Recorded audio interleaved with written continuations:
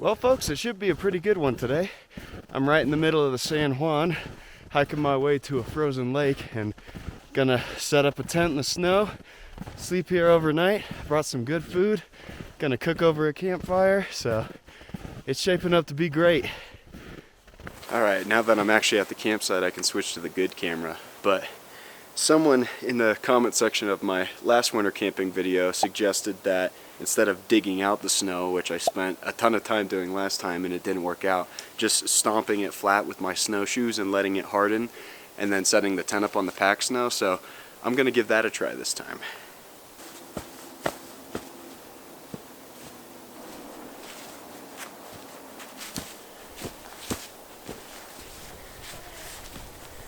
Whew.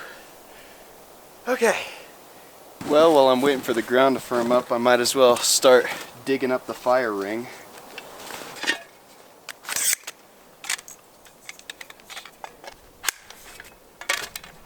Alright.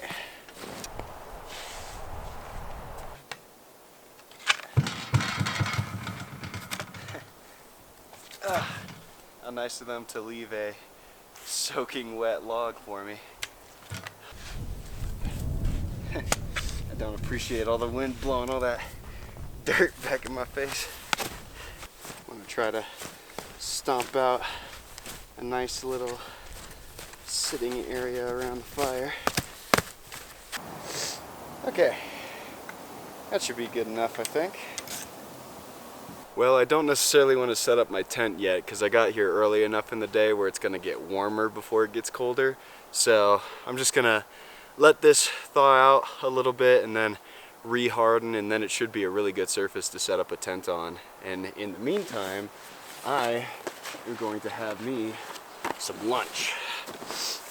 Now I brought this bear canister because I think the forest I'm in requires one, and even though I'm not necessarily concerned about bears in the winter, this is still really great for defending yourself from small little rodents like squirrels and stuff like that from getting in and taking your salami, Gouda, and crackers. I actually got a lot of cold storage stuff in here, so I think I'm just gonna go shove this in the snow to serve as a refrigerator.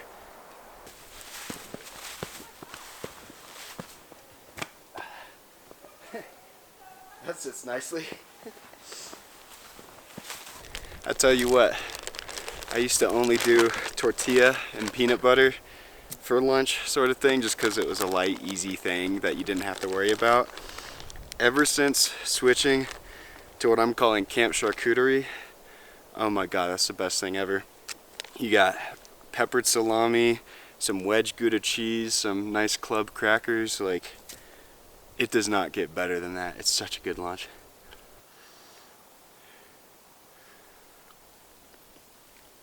Oh, that's so good. No, nah. Well, little snow never killed nobody. Dare I say, the snow adds seasoning. One thing I gotta remember to do, and I completely suck at this, is remembering to drink water. Because when you're in the cold, you know, you think, oh, you know, you're not hot, you're not really sweating, but you are sweating, it's just evaporating super quick. You're losing a ton of water, so you probably need more water winter camping than you do if you're summer camping. The good news is it's all around you. You just have to melt it, and you really don't get that much water from snow, and it takes a long time to melt. So it's always a good idea to have a lot of liquid water on hand and kind of keep it close to your body so it doesn't freeze up. So right now I'm going around looking for standing deadwood so I can make a fire tonight. And one of the questions I always had was like, how can you tell if a tree's like actually dead, you know, aside from it kind of being browned out. And so one easy way to do it is to kind of take a sharp knife and peel up under the skin, and if you see that it's like green and white and healthy wood, then it's alive. And if it's a dead tree, it'll be totally brown and like dry, and that's the stuff you want to burn, because it's not good to cut down a live tree anyways, and it doesn't burn well, so you know, no point in doing it.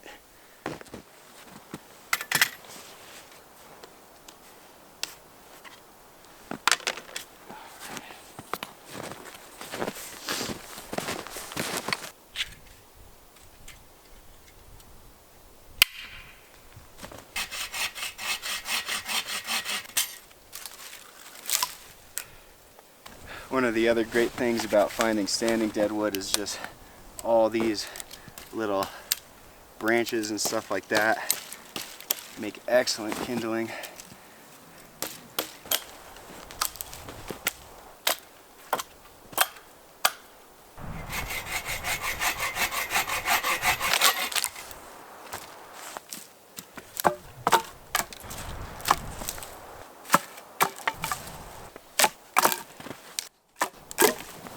Well, that's about all the standing deadwood I could find within a half mile, so it's not much, but you know, it's not supposed to get too cold tonight. It's only supposed to get down to the low 20s, so I don't really need a fire for warmth, I just need it for cooking, so this should be more than enough for that.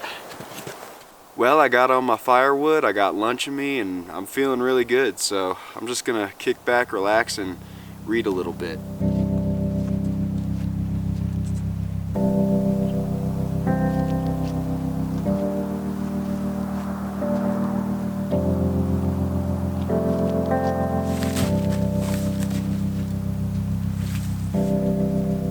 That's quite the view.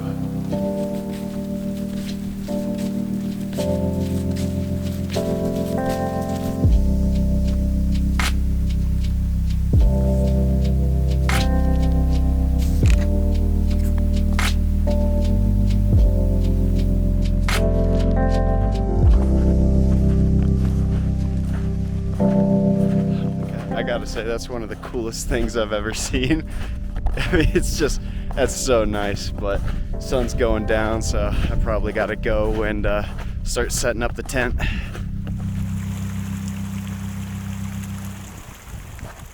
I can understand why, you know, a mostly cloudy day would kind of turn off some people and all the snow and whatnot, but I swear, man, clouds make mountains, like, they just go together like peas and carrots.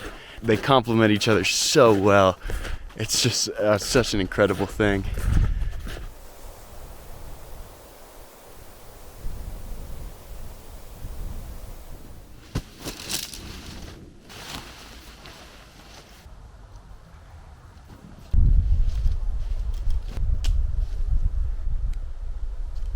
Now you may notice that this is definitely not a 4-season tent, and you're right, but I do not have the funds to buy a 4-season tent, and I'd rather be cold than not do this at all. So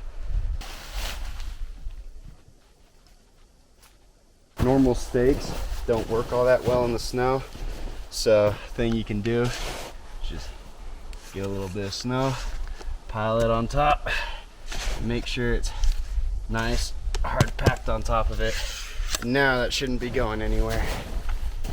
So one of the biggest issues I had the last time I went winter camping was all the condensation buildup in the tent. Maybe I'll just make one big old floppy vent, and then that should hopefully do something to prevent the condensation. Even if it's a little bit colder, I'd rather be cold and dry than cold and wet.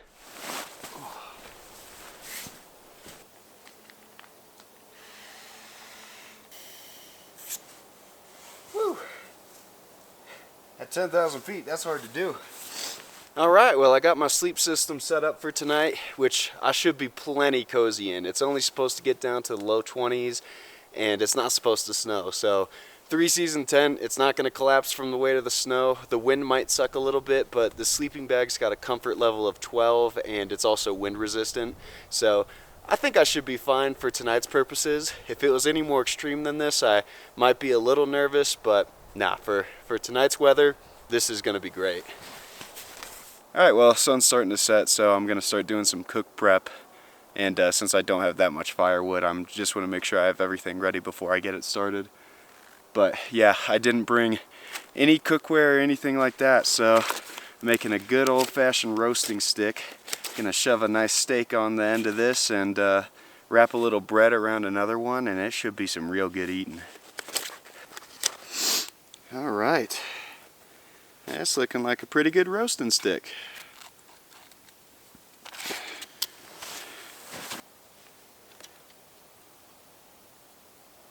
Now normally I'm a fan of making fires from scratch, but you know, since I figured everything was going to be wet and cold, I wanted to make sure I could actually have a fire, so I got these little cedar sawdust fire starter things that should burn for a little while, so hopefully that should get me going. Gotta make a bed of small sticks so it's not just sitting directly in the snow. Now this thing's up and going. Let's get some kindling on it.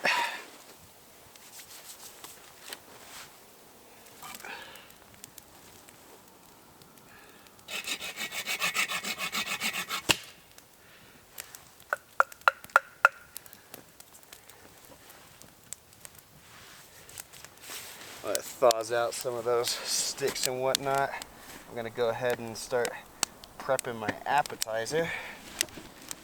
So this is kind of like a little pizza dough thing that I made and just put in a Ziploc bag and throw in a pack, and you could just wrap it around a stick and it makes some really good bread.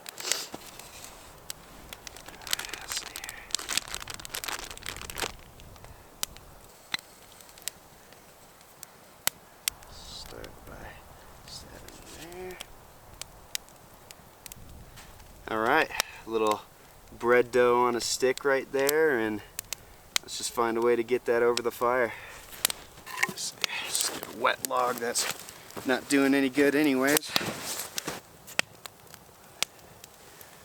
Oh yeah, that's gonna work like a charm. The other nice part about this setup is you could get a little bit of a rotisserie going. Get equal browning on each side. Yeah, that's looking so good. Nice and toasted. Got a good crust to it.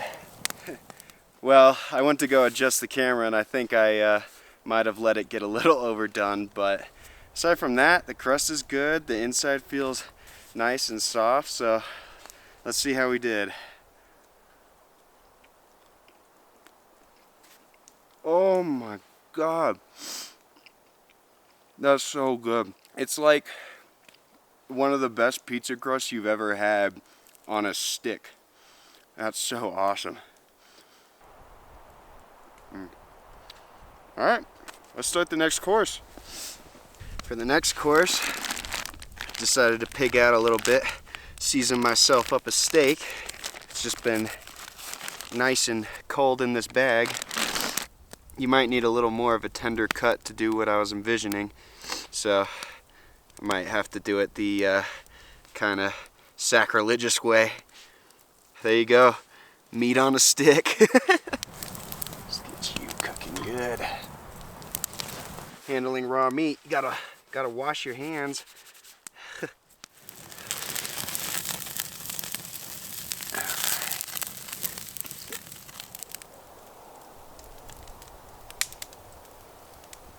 Forgetting your utensils also means forgetting a plate, so I'm just going to use the top of the bear canister, I guess.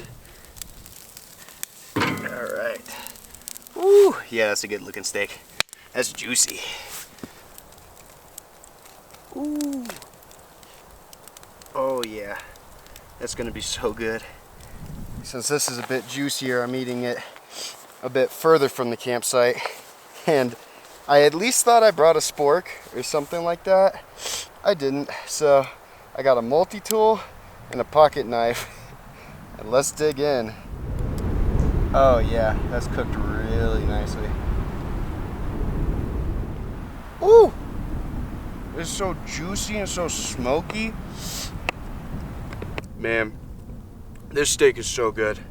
I basically only left the fat trimmings. Gosh. That was great. Well, that dinner was pretty incredible. I actually had some beans I was planning on having too, but after the steak and the bread, I'm pretty much full, so I think I'll put the canister away for the night, and I guess since these are all covered in steak juice, I'll put those away too. But yeah, man, that was probably one of the best backpacking meals I've ever had. Well, I'm sure this lighting looks a little terrifying, but I think I'm just about settled in. I got the fire going real good. I got the tent all set up, so I'm just going to sit around for a little while and enjoy it, stop filming for a little bit, and just listen to some podcasts. It's so peaceful out here.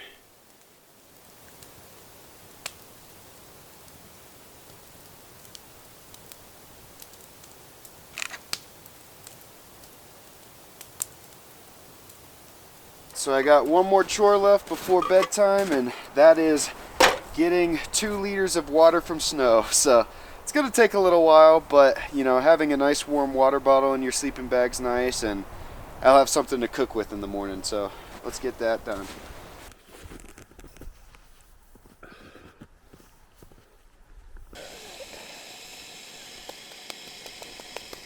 So it finally just started boiling, and to give you an idea, that took about 30 minutes. And when I pour it into here, it's about maybe 3/4 of a water bottle. So still got a long ways to go. While I'm waiting for the rest of the water to boil, I'm gonna go ahead and shove this water bottle in the sleeping bag and get it sort of pre-warmed up a little bit.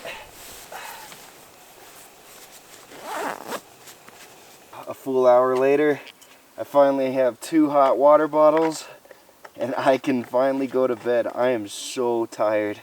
Well, that was quite the day, but I'm exhausted. I'm ready for bed. The fire's out, so I'm just gonna change it to my nighttime clothes, get into the sleeping bag, and pass out. I'm in my nighttime clothes. I just got some long johns and a inner fleece layer, so we'll see how that goes. I got a really nice email from a viewer on the last winter camping video that recommended that I wear less inside the sleeping bag so that it can actually do its job more. So I'm gonna give that a shot tonight, and I'll let you know the results in the morning. But like I said earlier, I'm exhausted, so I'm gonna put the camera up and I'm gonna go to bed. Well, good morning. I tell you something, you could wake up to a worse view. God, I look so pretty in the morning. Okay, that's a little better. No, last night was pretty good. I had to put all the camera equipment in my sleeping bag so they didn't freeze over overnight, and that made it a little bit harder to get comfortable. There was a couple of snow showers that kind of came in and just dusted the tent, so I had to close the rain fly, and that led to some condensation, but overall, you know, I slept decent, but now it's just a matter of convincing myself to get out of the bag and start making some breakfast. Oh man, putting on frozen pants and cold boots it's not that fun in the morning. Well, at least I was smart last night, and I made sure that they were stored fully open, so at least that way when they froze I could still put my foot in them.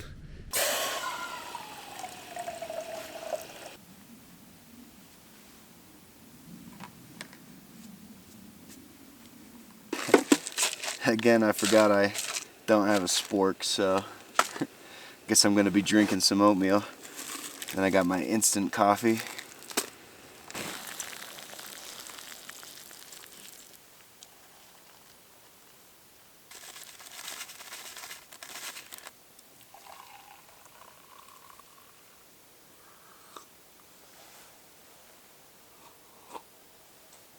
Doesn't feel very classy to drink it, but it tastes good.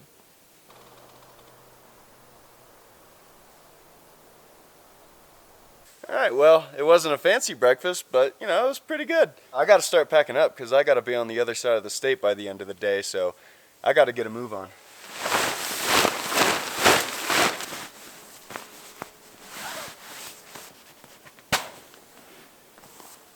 It's always harder to pack things up at camp.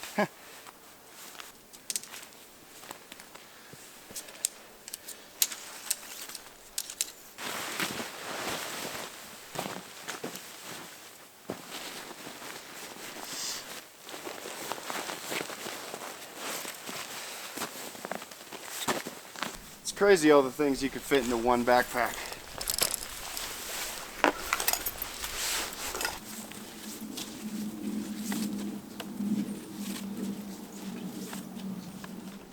Well, that was a nice little spot. It wasn't quite as private as I was hoping it'd be, but you know, it was a great place to test out some winter camping techniques, and I think it definitely went a lot smoother than my first time around. So thanks to everyone that left a comment giving me some advice. It was super helpful, and I got to apply most of it this time around. if you enjoyed it, make sure to subscribe, and if you have any more winter camping advice, I'd love to hear it in the comments. But that's it this time. I'm just hiking out, so see you later. All right. Whew, messy trunk.